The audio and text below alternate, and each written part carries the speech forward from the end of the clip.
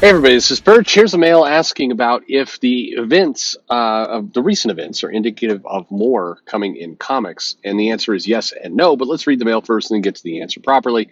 It says, "Hey Perch, thank you for your show. I appreciate that it's not a mouth breathing exercise in panic like a lot of the other YouTube channels are.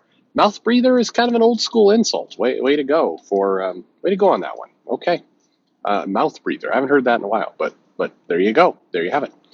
Um, anyway, as I'm looking at the various sites talking about the bankruptcy of Aftershock, I can't help but notice that a lot of people are reporting on it with a unnatural glee at the fact that the entire comic industry must be collapsing.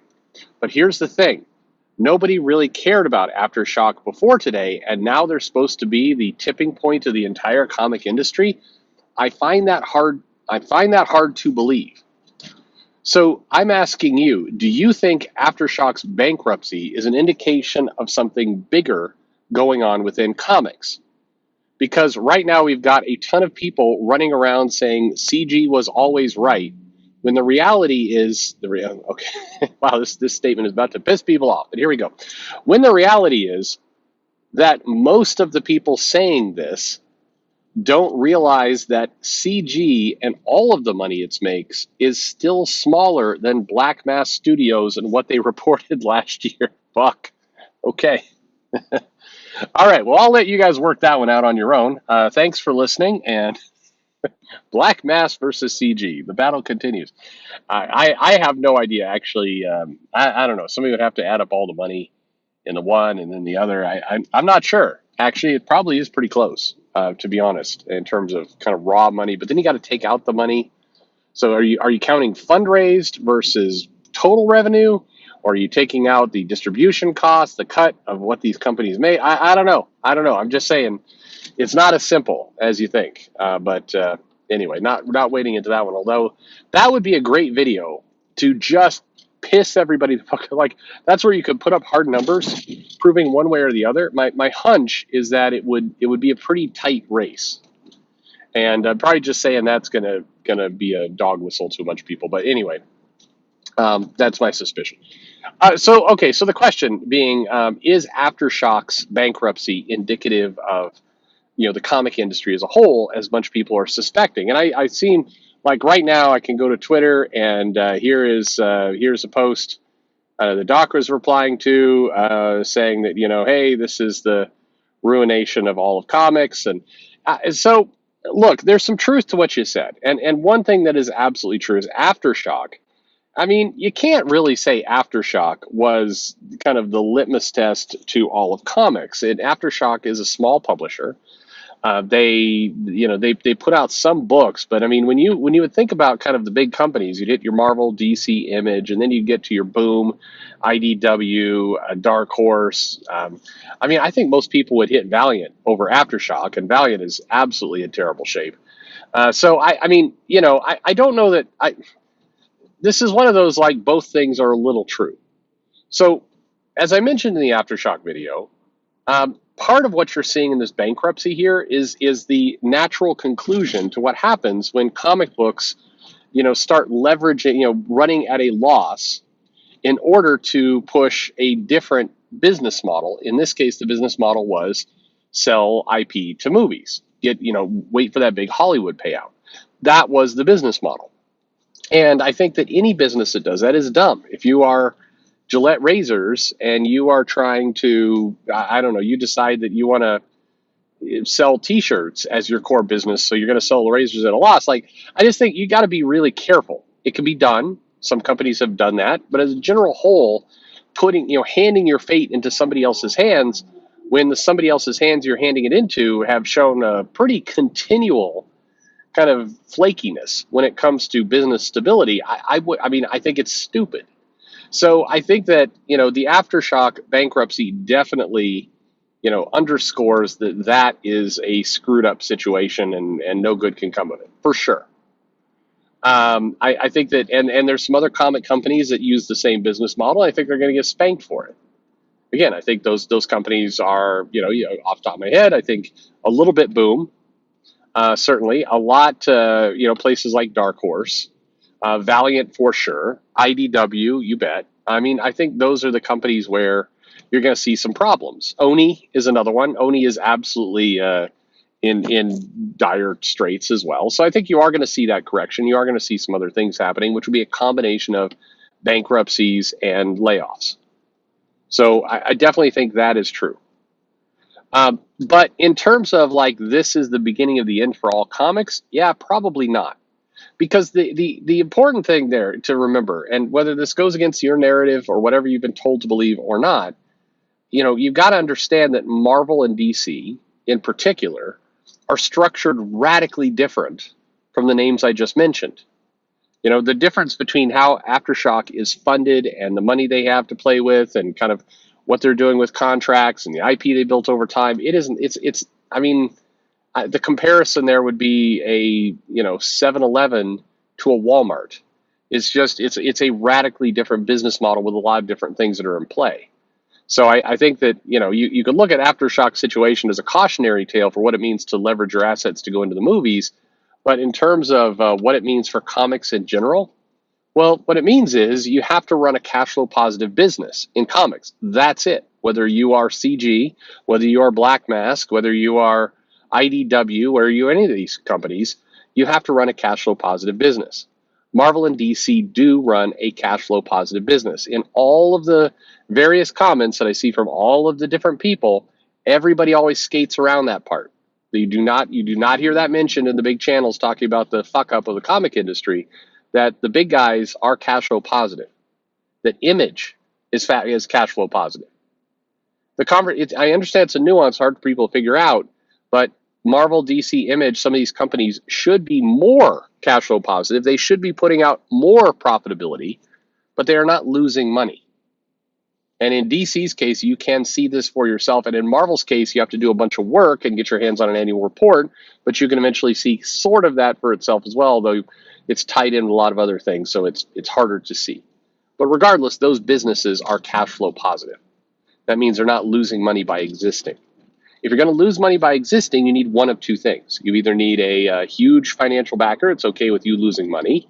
To some extent, that's the IDW situation a little bit. Their investors are in it for a while longer, for potentially a long while longer. And so that's why IDW is not, in dire straits, because it's got some pretty big financial backers that continue to pump money into it for, they're continuing to play the game. Now, they may stop, but it will be a slow process. So either you have to have a company that's bankrolling you, or, as I mentioned, you're going to lose money, and you're basically, it's 4th and 30, and you're doing a Hail Mary to try and stay in the game with 6 seconds left on the clock. That's the situation you're in. And it's called a Hail Mary for a reason. It's successful sometimes. Some companies can pull it out. You could argue Marvel pulled it out during its bankruptcy, even though it was a very different situation, as I've said elsewhere. But it's if your argument is, aha, look what happened to IDW, the entire industry is collapsing. It's all collapsing. Sorry, I got ahead of myself. Ha. This happened to Aftershock. It's indicative of everything else. Yeah, again, it's informative to what's going on. But if you gloss over things by, hey, this is the first step of everything falling apart, it's not, no. And bear in mind, me saying, hey, Aftershock going under doesn't mean that the entire rest of all of comics are going under. That is not a ringing endorsement of comics.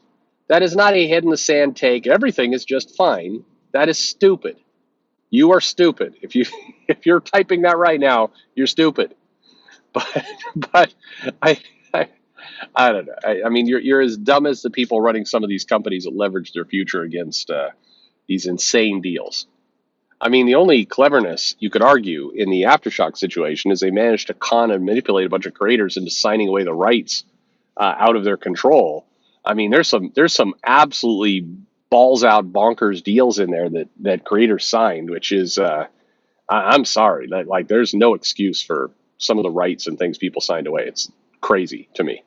I don't know what you were thinking, some of you, by doing that. But anyway, Again, is it informative? Yes. Is it the absolute indicator of all things comics? Well, no. Again, because Aftershock is a fundamentally different company.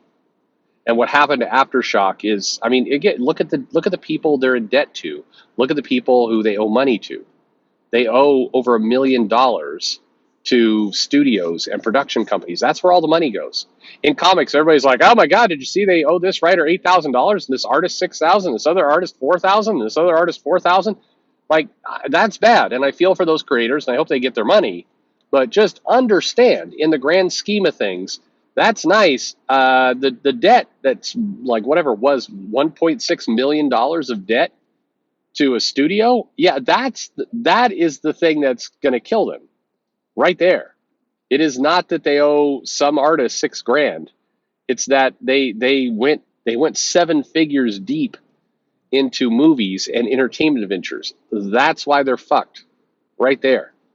And so because of that, you can't turn around and say, well, this is going to happen to all the other comic companies. This is going to happen to Artists and Artisans and A&A and Dynamite, those companies. Like, yeah, probably not. They're doing a very different thing. Now, it doesn't mean that their thing is healthy, but I will say it's at least unhealthy in a different way. And so as this all shakes out, I mean, I've said this like 5 times now in different videos. If you're going all in on the Hollywood is going to save your ass and make you all the money, yeah, that's a bad plan. That is a fundamentally bad plan. It's not going to work out for you. And you should be pulling back. You should be trying to, doesn't mean you do nothing in Hollywood, but if that's your play, it's a dumb play. And if you're smart as a publisher, what you should be thinking right now is, what are the other dumb plays out there? Am I protected from them? How do I make sure that today it's over leveraged in entertainment properties, and tomorrow it's I don't know, too much money from the Chinese government? That's one company. Like just that's it. And by the way, keep in mind another factor. If I'm doing prediction, we'll end on a little prediction. If you are a comic company and a good part of your business is selling overseas, and when I say selling overseas, I mean very specifically, you have a product and you're sending it outside of the US to be sold. What's happening to you is inflationary pressure, and the strength of the US dollar is screwing you right now. And that's the thing a lot of people don't talk. And there are a couple comic companies that are in that position where, in order to be cash flow positive, in order to make their float, they've been selling their products to in other countries. And unfortunately, if you made $1 from those other countries 2 years ago, you're now making 80 cents. And a 20% haircut because of the strength of the dollar and what's happened is sometimes a lot more than your margin. And so if I'm making a prediction here, I think there's a couple other comic companies that are in trouble because they've been playing that game. They've been playing the strength of the dollar game, and they've been making out, great for a period of time while the dollar was weaker. But now the dollar is stronger. That turns out that's a bad thing if you do your business overseas. Conversely, by the way, if you are a company that is selling, say, something from Japan in the US, hey, you're making more. So how about that? Anyway, there you go. Thanks for listening.